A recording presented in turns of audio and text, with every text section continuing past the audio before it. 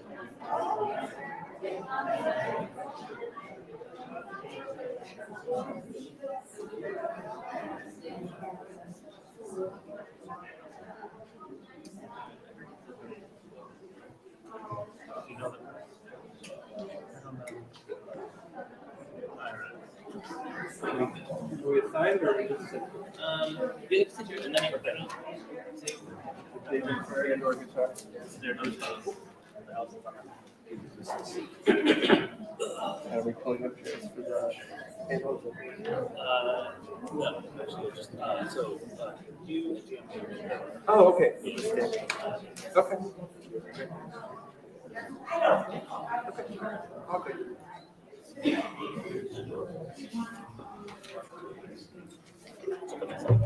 Do you need a timepiece for any reason? It's right here.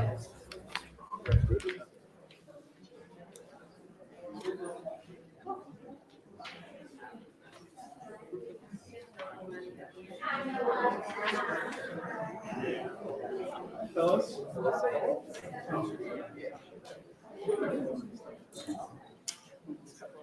Oh, yeah.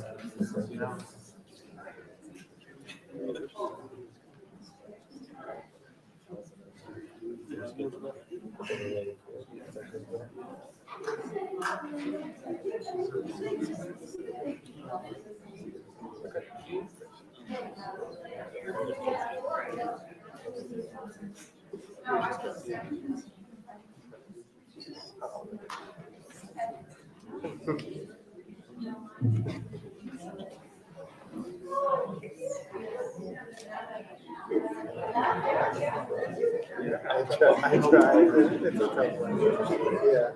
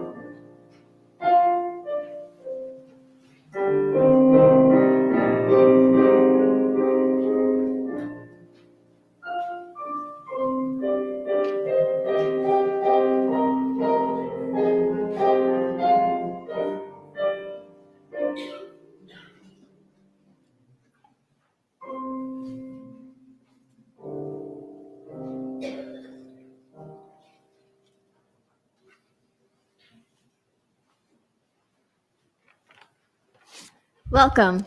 I'm Rabbi Allison Poirier. I'm the rabbi here at Temple Beth Shalom, and I'm so happy that after a few years of hiatus, we are able to gather for this wonderful service together. Before we begin, of course, it's important for us to acknowledge that this land that we live and work and learn and pray together on is the original unceded ancestral homeland of the Nipmuc tribal nations. And we acknowledge the painful history and forced removal from this territory. And we honor and respect the many diverse Indigenous people who are still connected to this land on which we are gathered today. We're so fortunate to be able to gather here and to offer our gratitude for all the wonderful things that make this city of Framingham such a special place. And I, along with my neighbor and colleague, Pastor Dorian Botsis, are so happy to host you. Faith Community Church actually also worships here every Sunday in our social hall. So we're delighted to be neighborly co-hosts and to welcome all of the faith communities of Framingham here together today. If you are here as a clergy person representing a faith community, in addition to these lovely friends of mine sitting up here, would you just kind of stand and wave so that we can acknowledge everybody who's here? Because there's a few other folks. Okay, great. Mostly it's Deb. Thank you very much for letting us know who you are. We're so happy to have all of our leadership gathered here today. So please, throughout the service, read along, sing along. We're really delighted to be here together and to reflect on what it means to be grateful and to be of service to one another. So with that, I invite Aaron Stockwell-Weissman to lead us in our first reading.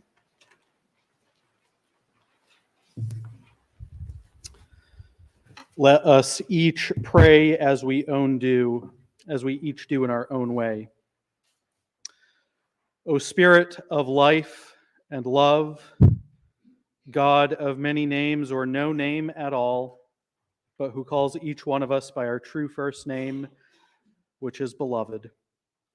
We give thanks this day for this gathering, for people who sing different songs, who have different images of the mystery beyond all understanding, who worship on different days and in different ways, and yet we are here, defying the common narrative that says we must be separate. We are a congregation for a moment in time. How beautiful it is.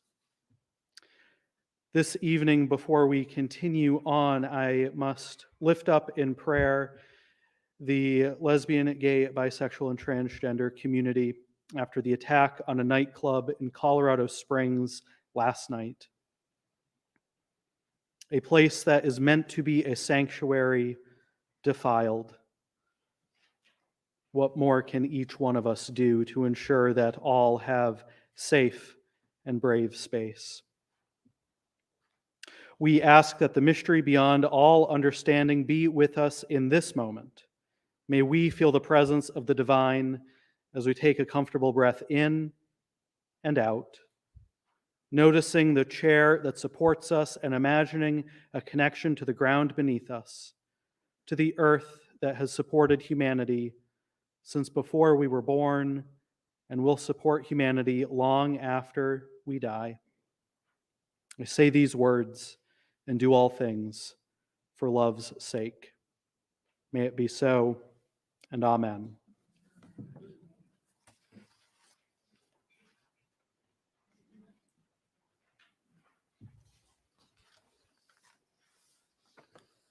Our first reading this evening comes from Psalm 95, verses 1 through 7. Oh, come, let us sing to the Holy One. Let us make a joyful noise to the rock of our salvation. Let us come together with thanksgiving. Let us make a joyful noise with songs of praise. For the Holy One is a great God and a great ruler above all creation. In your hands are the depths of the earth. The heights of the mountains are yours also. The sea is yours, for you made it, and the dry land which your hands have formed. O come, let us worship and bow down. Let us kneel before the Most High, our Maker. For you are our God, and we are the people of your pasture and the sheep of your care. Oh, that today we would heed your calling.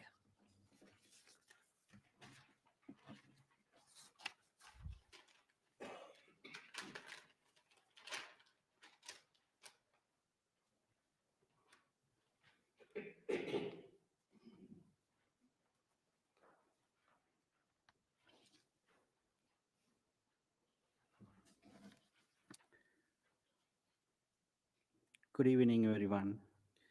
I'm Bante Pannasiri. I'm a Buddhist monk from the New England Buddhist Vihara and Meditation Center in Grafton. I will read verses from Buddha's discourse on contemplation of loving kindness towards all living beings. Buddhists all over the world chant the verses of the loving kindness contemplation daily to remind themselves of the sanctity of all life. It is in two parts. The first part details the standard of moral conduct required by one who wishes to attain peace and harmony. And the second part is about the method of practice. This is what should be done by one who is skilled in goodness and who knows the path of peace. Let them be able and upright, straightforward and gentle in speech, humble and not conceited, contented and easily satisfied, unburdened with duties and frugal in their ways, peaceful and calm and wise and skillful, not proud or demanding. Let them not do the slightest thing that the wise would later reprove, wishing in gladness and in safety. May all beings be at ease. Whatever living beings there may be, whether they are weak or strong, omitting none, the great or the mighty, medium, short or small, the seen and the unseen, those living near and far away, those born and yet to be born, may all beings be at ease. Let none deceive another or despise any being in any state. Let none to anger or ill will wish harm upon another. Even as a mother protects with her life her child, her only child, so with a boundless heart should one cherish all living beings, radiating kindness over the entire world, spreading upwards to the skies and the downwards to the depths, outwards and unbounded, freed from hatred and ill will, whether standing or walking, seated or lying down. With alertness, one should sustain this recollection. This is said to be the sublime abiding. Sadhu, sadhu, sadhu. Happy Thanksgiving. Thank you.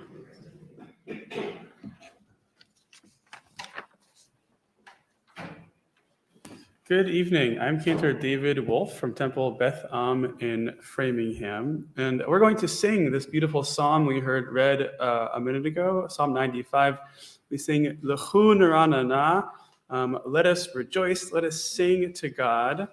And in this very special setting of the text we're going to sing, there's a wordless melody interspersed, for which the words are lai lai lai, pretty easy to learn. So I'll invite everyone to, as they hear that melody, feel free to join us as we sing to God together.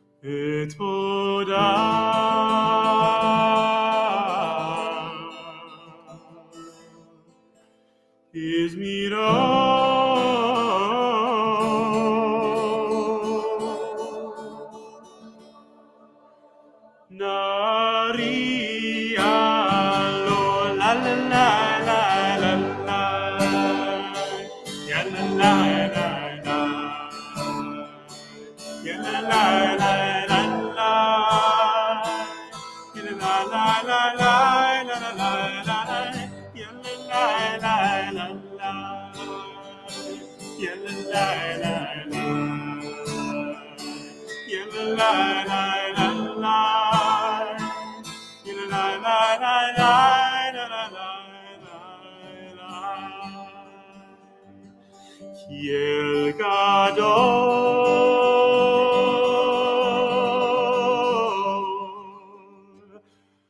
Adonai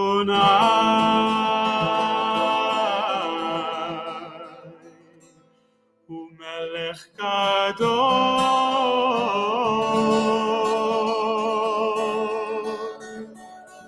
Al Kol Elohim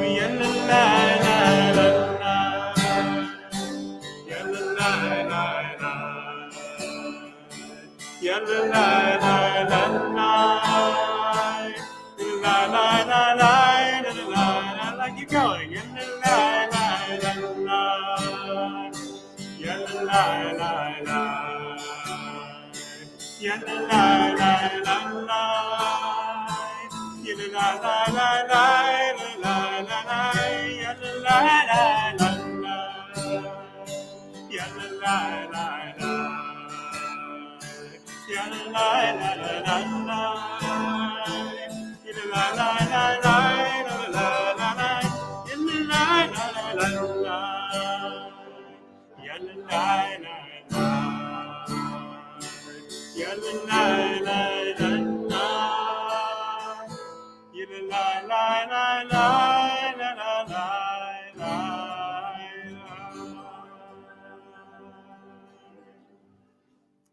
What a beautiful sound we make. I'll also mention a thank you to various different choirs who joined us from Temple Beth Temple Beth Shalom, Edwards Church, and did I miss anybody?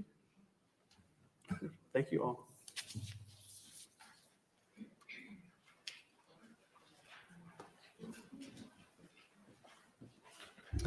Good evening. My name is Gregory Morrissey. I am one of the pastors of the Plymouth Church in Framingham, and it is my privilege to invite our special guest. Tiffany Lilly is the Assistant Superintendent of Equity, Diversity, and Community Engagement. Friends, we are the community. Let us get engaged. She is with the Framingham Public Schools, and it is my privilege to welcome her here.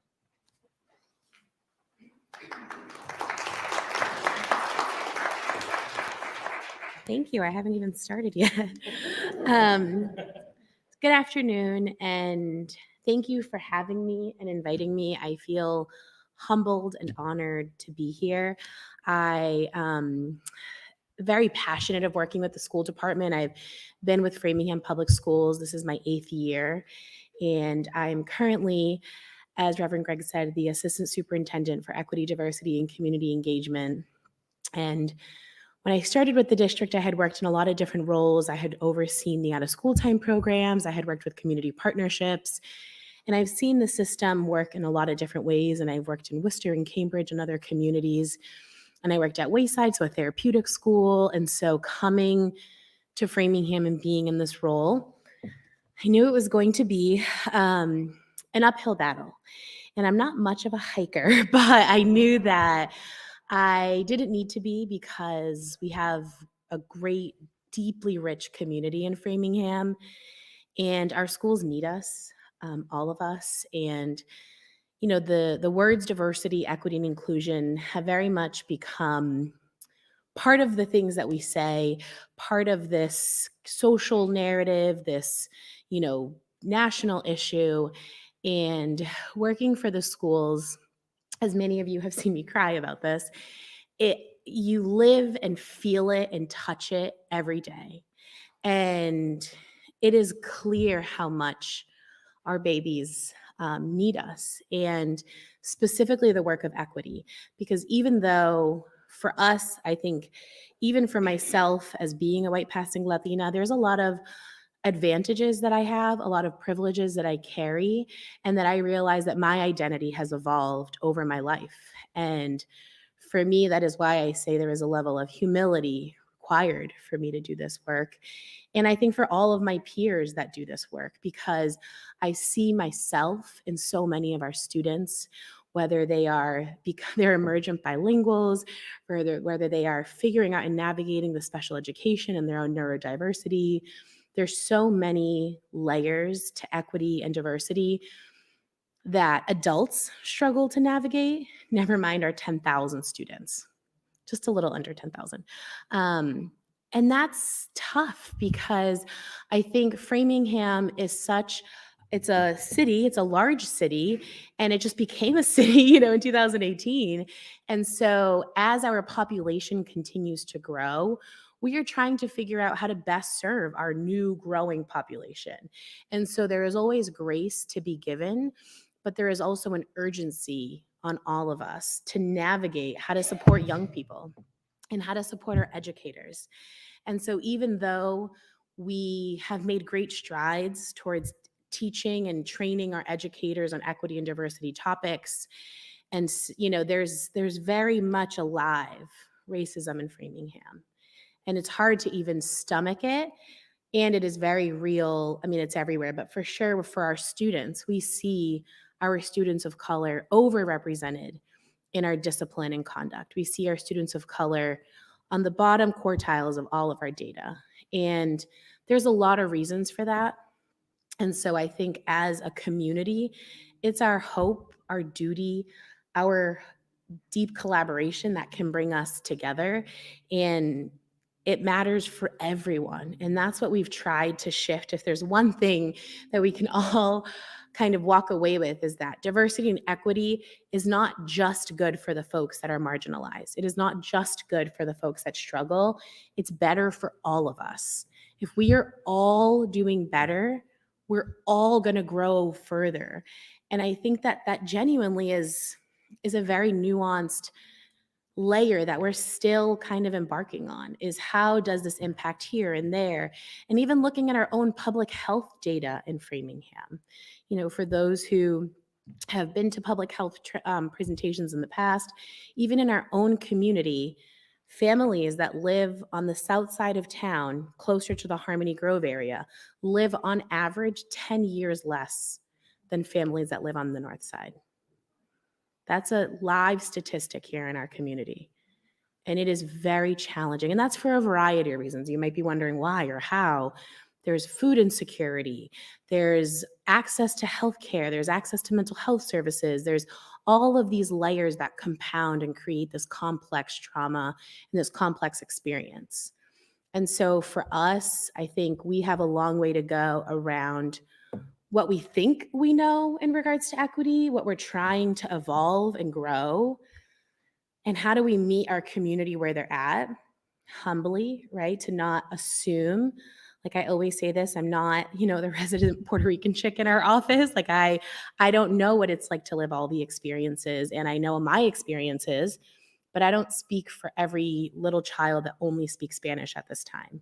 So even though I've had similarities, even though I maybe have similarities with my own poverty as a child, that's not my lived experience now. And I think that that's what's going on for our students. Our students are experiencing this intersection of all these challenging things that they're seeing at home and that they're experiencing. We have a lot of trauma in our community, and that's national. I mean, I went to school for neuroscience psychology, and I learned then that the average child would be 1 out of 3 would experience an adverse childhood experience. So that could be a separation at home, abuse at home, alcohol consumption at home, all these alcohol abuse at home. And now it is like 6 out of 10 children are experiencing that. And that's just within a decade. So we are seeing these very challenging experiences for young people. And as a school department, it's not just about celebrating diversity. It's not just about trying to figure out where these inequities exist and how do we change them. But I think for all of us, it's really taking a step back and looking at the whole picture and acknowledging what role have we played in what has been created now? What role can we play in addressing changes in the future? You know, I always say, and this is pretty common, that with young people, language is, behavior is language. And for those who have children, you probably can relate that a tantrum is not just a tantrum on its, although sometimes it might be.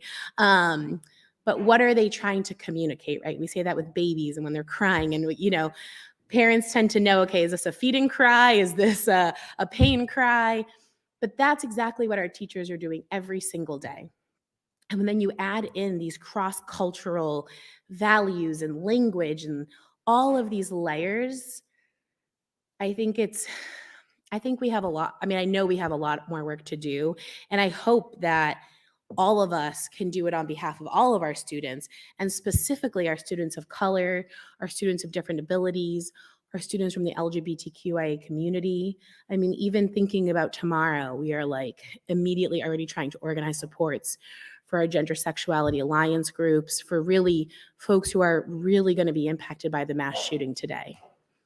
Really trying to come together about what do students need so that they can be successful members of our society, so that they can understand civic engagement and financial planning and all these things. And in order to be present and learn in class, it's not just show up and here's your book, but we have way more happening that we have to address in our community. And I think collectively, I feel that we can absolutely do that. And I'm deeply grateful for even your attention and your support. But Framingham is unlike any community I've ever worked in. We have so much community partner support. I mean, whenever I make the call, everyone answers.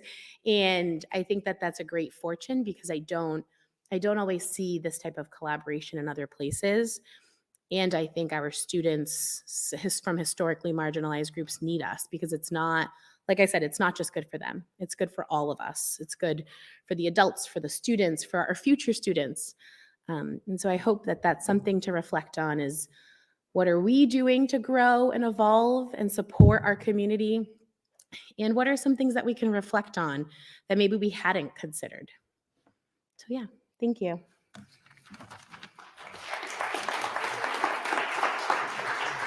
Well, don't go anywhere. Don't go anywhere. You're still part of the next part. The transitions are probably smoother with other people, but I'm awkward, so we're going to lean into that. As you talked about, it's about collaboration. So I want to now invite two more voices into this conversation. Reverend Dr. J. Anthony Lloyd from Greater Framingham Community Church and Rabbi Sam Blumberg from Temple Beth Am. You guys can go to that microphone to stay here. I'm gonna couple of thoughts I had. Somebody said this to me, and I don't remember who, so I'm stealing their wisdom. But they noted that if you look out at nature, nature is inherently diverse, right? There's all kinds of birds and colors, and everything is wildly diverse. So whenever we gather as human beings in spaces that perhaps tend to be mostly white, or mostly male, or mostly, in my case, Christian, it is a worthwhile question to wonder, how did this happen? Because it wasn't by accident, right? There was some planning that undid the diversity of who we are as a people. So I'm curious, as you offer us this wonderful vision of Framingham that is really who we are meant to be, right? What are some of the specific challenges to building that just, equitable community that we all want to live in? So I'll give you the first chance, and then you guys can go back. Okay, thank you. I think one of the biggest challenges is the fear, specifically within non-BIPOC communities, non-Black, Indigenous, people of color communities, to be called a racist or to get it wrong. And I think that is a challenge, right? Because people are afraid to say the wrong thing and be labeled as X. And I think we have to work past the idea of cancel culture and work towards growth. And so how can we humbly enter spaces and ask questions and have wonderings without being afraid to be labeled as such and really enter it from a place of growth?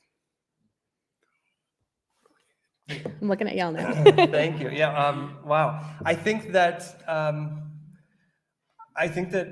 one of our biggest obstacles is complacency, right? We gravitate, as human beings, we gravitate towards people who look like us and think like us and pray like us, right? That is part of what it is to be human.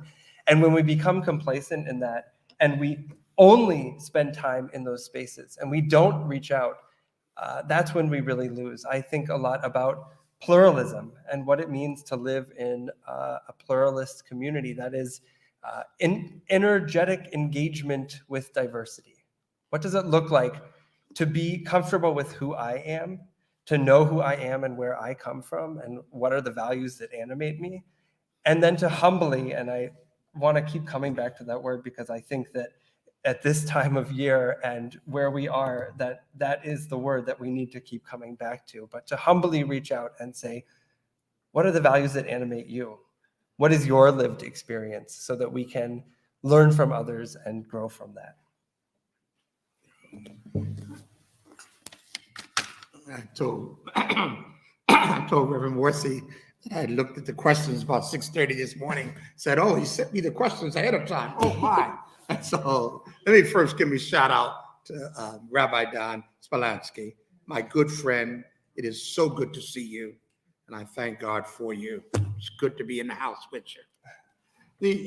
When I think about that question, and let me say maybe 3 points real fast, since I'm a Baptist preacher at heart. One is this idea of how do we get here? And that may be the idea for which, from my tradition, clearly affirm that there, in each of us, there is the image of God. And that may be a part of our problem and a challenge for Framingham. We don't believe it. Yeah. We don't believe that the image of God is in everyone. And if we did, it would move us to do and speak and plot out and what have you, some things that we don't do. And that is a part of our dilemma, I think, for Framingham, and probably not just Framingham. We don't really believe that to be a true statement. That what I do, racism, institutional racism, prejudice, those kinds of things, they disturb the image of God that's in the next person. And that is probably one of what I would say. Two, I think is that we have begun to believe our own press release. We talk about it all the time in Framingham, that we are a diverse community and we've got this, and this. But that's a press release. Just because someone is in the room does not mean that they are really in the space. And when I say in the space, meaning the capacity to be in a space where one owns the space. That's a challenge for us. That I'm at a dinner table, come Thanksgiving, whatever day, and someone makes some remark that somehow is clearly goes against our value as a community, whether or not we're able to speak into that. Courageous, as has been said. And that is sometimes a conversation, but sometimes it may even be an argument. That's a part of it. And the third one is a sense of malaise. Struck by that early this morning, certainly, when I read the headline of what took place there in Colorado. Struck by it when I read the headline before I left the house this morning of the tragedy there at Brandeis University. Mm-hmm. And I said, there's a danger that I can become cold and indifferent. That it's one more time that who am I? Helpless and as it is, and what difference can I make? And I never want to get to the point where I am indifferent or cold, or somehow have a malaise that is just a part of what it is, but instead that I can make a difference. So those are challenges we have here. That's in a caring community that celebrates being a caring community. But caring goes beyond the lip service, or beyond even our writing our own epitaph. It's about living that epitaph before it ever gets written. Told you they'd be good. We are in this season of Thanksgiving, and I believe that giving thanks is powerful. And so I also believe that as a city, we are only as strong as our weakest neighbor. We are only as secure as our most vulnerable neighbor. We are only as wise as our most foolish neighbor. So I'm curious, what are you most grateful for at this time in our city, but specifically what is the growth or the potential that is giving you hope and excitement and energy and gratitude for our city this time? We'll start over there and then we'll come back over here. Start with me, huh? There you go, there you go. Go. I thought of that and I said, what am I grateful for in Framingham? I think I'm grateful for partnerships. I've been mindful lately of the nature for which folk come together out of their generosity and respond. And folk really do care. And that's, I don't want to be pejorative in my statement. I recognize that there's always somebody in my midst who doesn't care. I don't want to give too much attention to them. I need to give more attention to those that do care. But I'm grateful for partnerships. And I'm grateful for our capacity to rally when there is a demonstrated need for a sense of people's voices being together. And the flip side of that is that the drawback is that is only at those rallying moments. It's those other moments in between, those silent moments, those moments as Tiffany shared, where we're talking about in terms of the daily, what are the statistics of our children in our community, the homes they come from, what does it mean for them to go to school, what does it mean to come back, and what takes place. And so that makes a part of the challenge. But it is in the challenge and our capacity to rise to it that I'm hopeful that it becomes part and parcel about who we are and not a selective moment that we bring in at a moment when it's most definitely needed. I think I'm most grateful in this moment, and I want to raise up the incredible work that the educators in this city of Framingham do day in and day out, being there for our children, being there when there's a crisis, being there to support them and to help lift them up and to see them as they are. It is tireless and very, very, very difficult work to be in public education. And I do not speak from experience from public education. I know because I can see that it is so challenging and it's not always rewarding. And we are so, so grateful for those people who go into schools who are thinking about what does curriculum look like? How do we respond to the latest terrible headline that we see? I think that it is so challenging, and in this moment, we need to lift up their experience and be grateful for all of the wonderful educators in this city. I think that, excuse me, every time I breathe out, it's a big one. In terms of growth and potential, I'd like to go back to the concept of humility. I think that in humility itself, there is growth and potential. The Jewish tradition teaches, Ben Zoma, who was a rabbi, lived about 2,000 years ago, taught, who is wise? Those who learn from all people. Who is rich? The person who is happy with their lot. And who is honored? Those who honor all beings. And I think that when we look at each other and we see the beauty, the honor, the wisdom in truly in seeing one another and in being in conversation with one another and in being in that partnership, I think that that's where we have our most growth and potential. Well, both of you took my initial thoughts. And my third one I was thinking is our students. They are just marvelous. And they're just a different type these days, I swear. Like, I received an email last year, and I'm still working with this group. A group of 4th and 5th graders sent me an email with a PowerPoint and said, we would like to see you at our King Elementary School as soon as possible. I said, okay, I need to get myself over there. And so I made my way over there the next day. And immediately they were just fierce advocates for their needs. They wanted to start a freedom and justice club. They needed resources. They wanted to do rock painting and all of these things. And the 5th graders contacted me over the summer on their summer break and said, well, you know, Miss Lily, now we need to expand this to Fuller, which is where we're going. And some of us are also going to Cameron. So can you please help with this? And it was just a reminder of like why I'm truly doing this. You know, as someone that tries to get in schools multiple times a week, it is that like excitement that I still get in like seeing young people, whether it's like seeing them at lunch or seeing them at arrival when they refuse to say hello and they're really, really tired.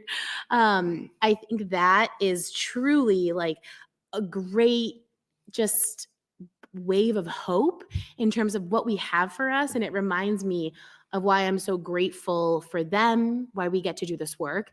And I can see why for educators, they show up every day. And what potential I see is, I hope and I see the potential of young people stepping up and leveraging their privilege to support their peers. So even the folks that had come, I had another group actually from Brophy Elementary School a couple weeks ago email me about a rainbow support club.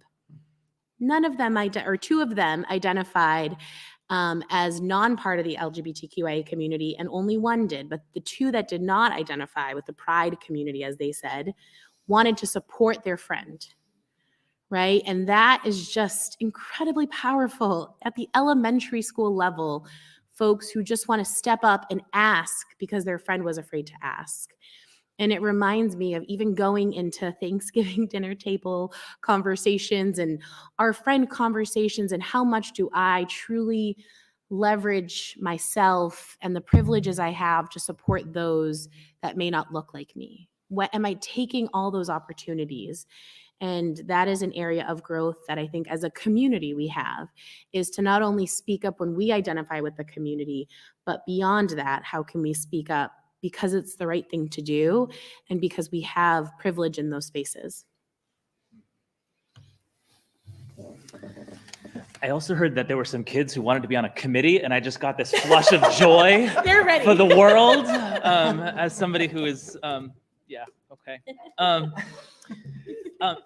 So indulge me, because I also have this image of like all the way back when we were all just, you know, there were like 7 humans on the planet and we were all around a fireplace, and it was this sacred circle. And we told stories and we shared wisdom, and we cried together and we laughed together, and we learned songs and we wrote songs and we invented language, this just beautiful circle. And we have drifted so far from that into hierarchies and pyramids and camps, and we've moved across the globe, and okay, yay, but we've lost that circle. And so my question is, how do we get back to that deep sense of belonging to one another? How do we recapture a creative, generative imagination that does say, this one person in my circle needs me, and I'm going to step up and I'm going to stand up for them. So I'm curious to hear from every one of you, and you might want to go first so the others don't steal your answer. But what can we do specifically? What can we do to get involved, to become a part of Framingham's circle, wrapping around our students, wrapping around our teachers, wrapping around each other? What is the thing that we can do with our gratitude?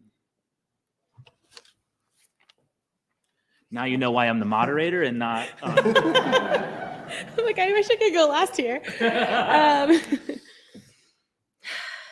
I think there's a lot of ways to get involved. I think there's also something about learning, reflection, and action. I think often one of our challenges is that we jump to action too quickly.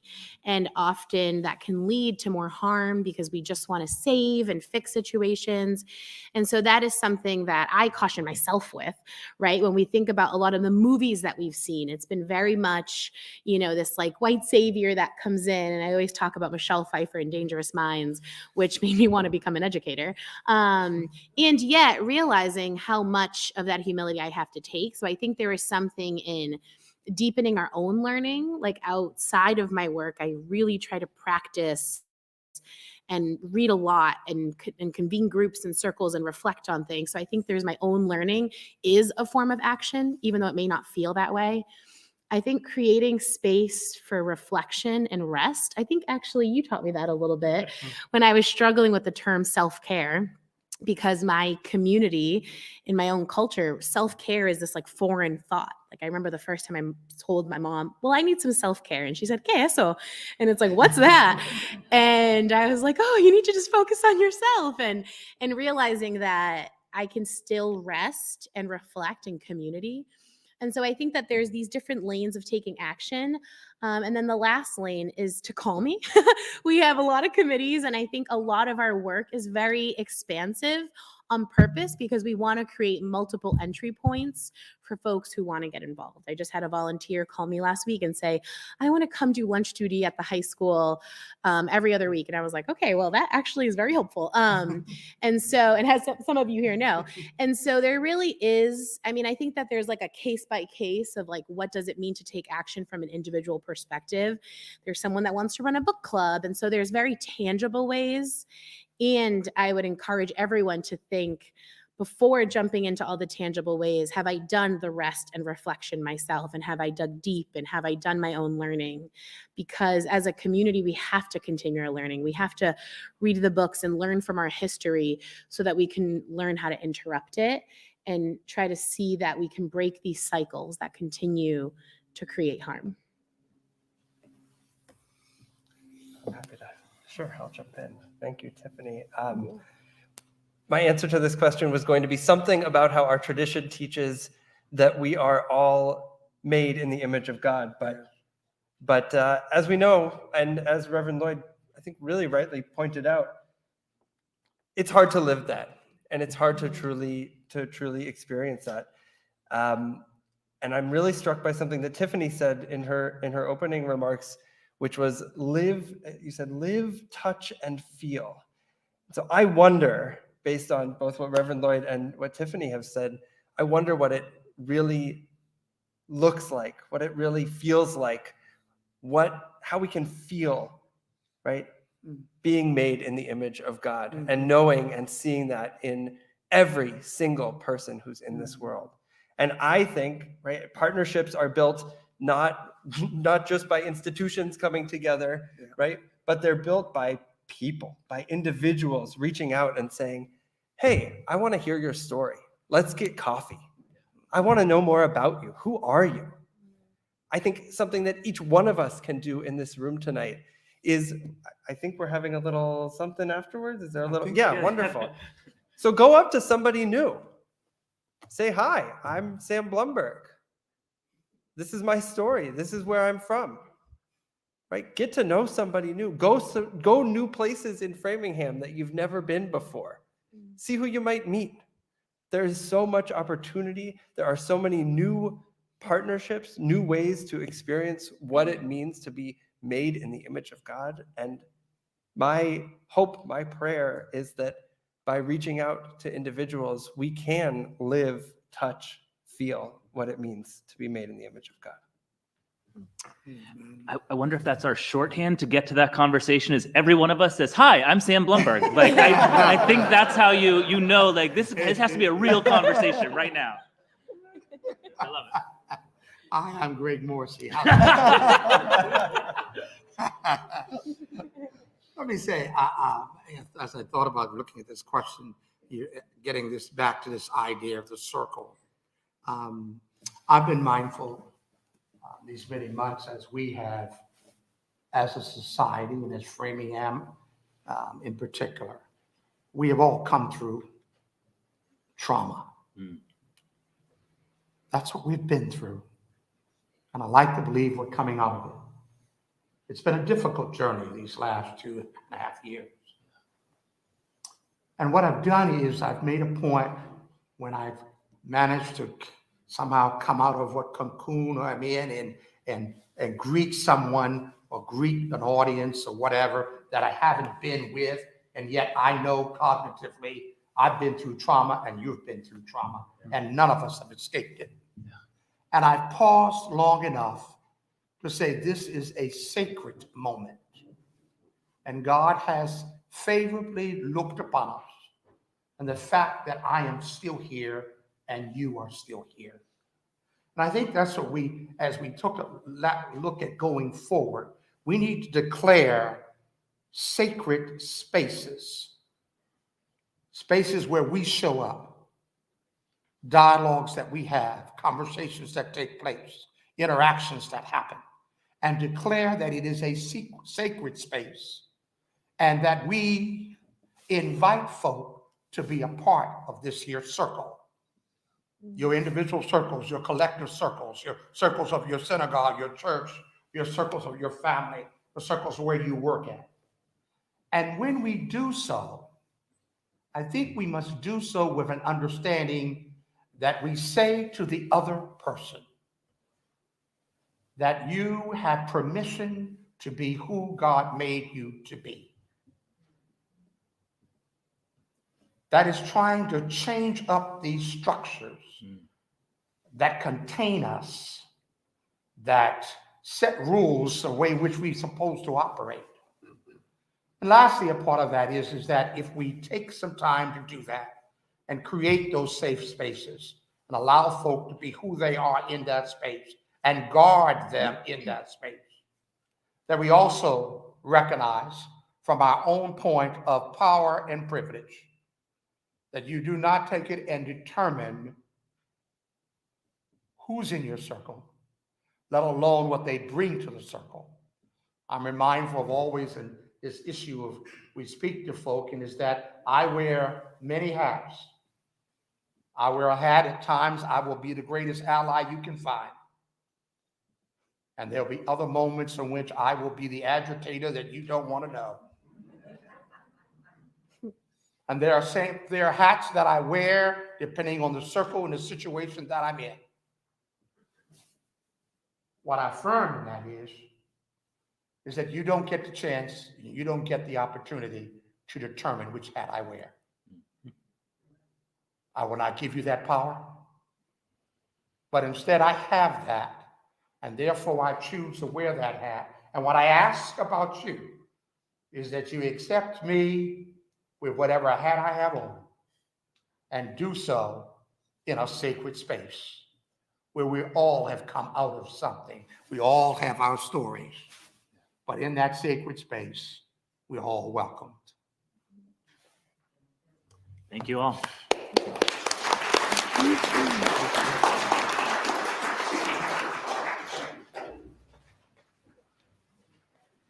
Speaking of circles, you all have or can get on your way out a circle, and we're going to participate in a little collective art project this evening. So in our tradition, in my tradition, the Rabbi Abraham Joshua Heschel tells us that there are 3 types of prayer. There are prayers of praise, oh God, how wonderful you are. There are prayers of request, God, please help me with this. And there are prayers of gratitude, thank you for whatever. And all of those 3 types of prayer are avodah, which we translate into English as prayer, but which in fact means service. We are in service. We conduct a worship service. We leave our worship service and we try to serve others in the world. So I'd like us to take some time to think about the gratitude, prayers of gratitude we have for each other, for our families, for something in this community of Framingham. Think about what you're grateful for and think about how you might be in service to those things. And you're welcome to, if you have one, write them on your circle now, or if you don't, write them on a circle on your way out. And we're going to fold them up, and you might have noticed on your way in how they're going to become the petals of this beautiful flower that represents the beauty, the blooming, the blossoming of our community of Framingham. So as we do that, I also invite Reverend Debbie Clark from Edwards Church to lead us in some prayers of gratitude.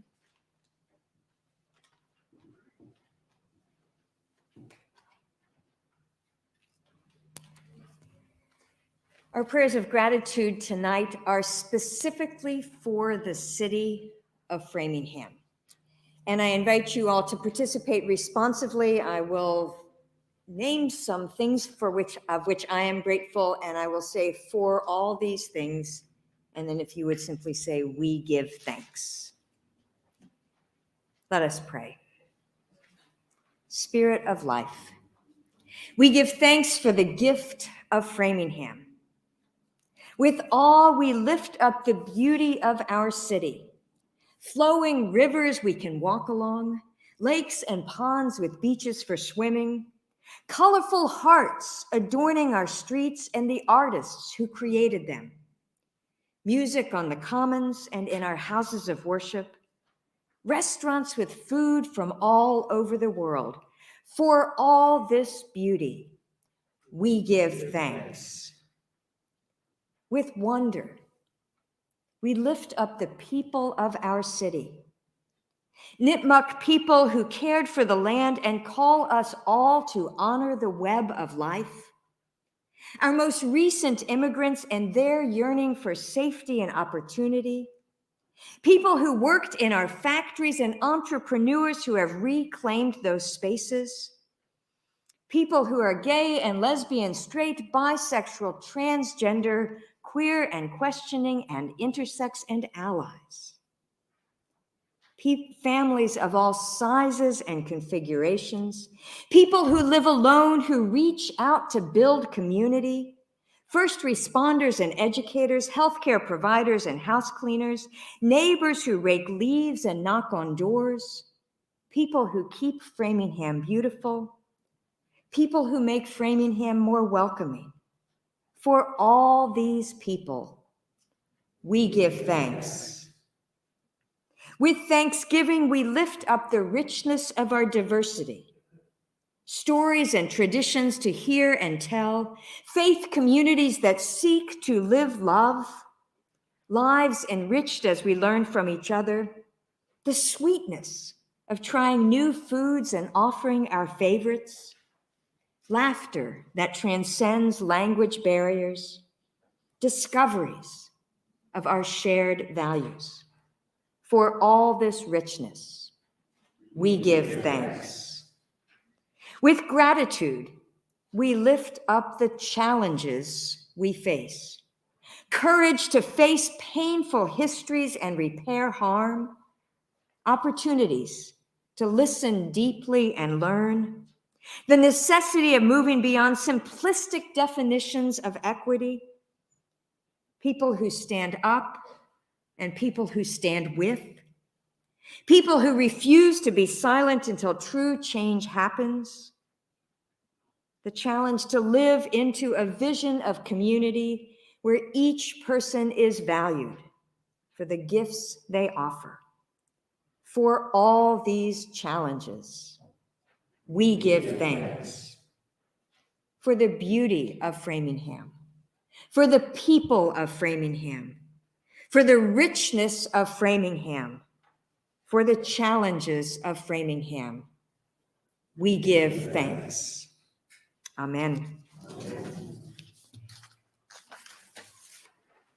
I invite you to join in our final song, Come Ye Thankful People Come, and if it is comfortable for you to do so, I invite you to stand in body or spirit.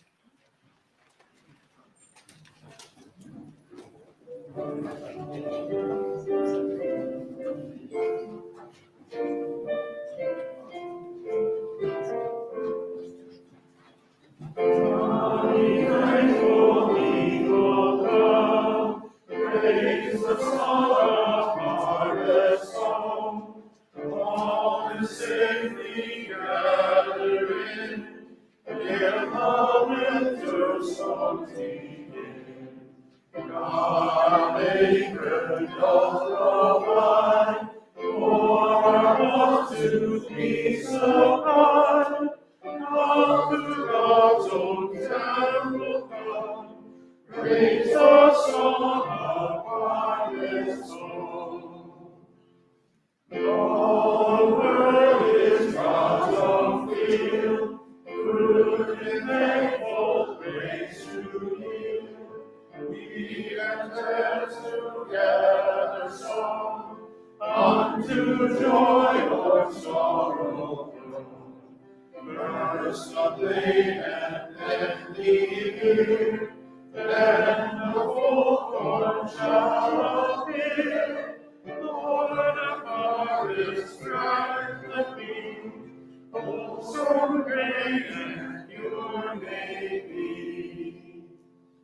Lord our God shall come, and shall take the harvest home. From each Israel in that day, all offenses burn away.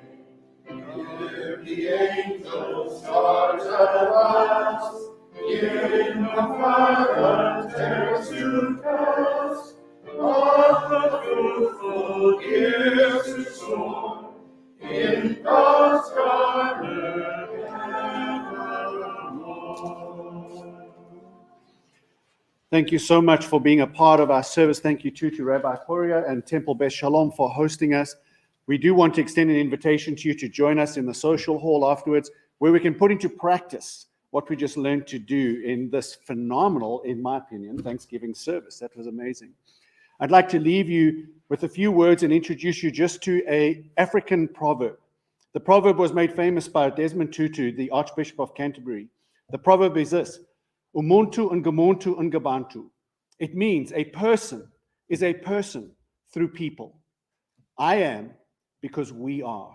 That is the theme of our Thanksgiving service. So as you leave here, I'd like to leave you with the words of a prayer written to a church that was formed in Philippi many, many years ago, formed because of the courageous and persistent generosity of one woman, and because of an official who, through a natural disaster, became a part of that community of faith. And to that community of faith, Paul wrote and commanded them to let no debt remain except for the debt of love. And he's prayed this prayer, which I hope will be for you the good word you leave with. May your love flourish, and may you not only love much, but love well. God bless you, and happy Thanksgiving.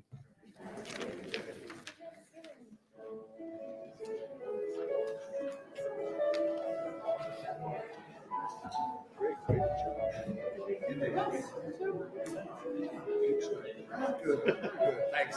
Good job. Thank you.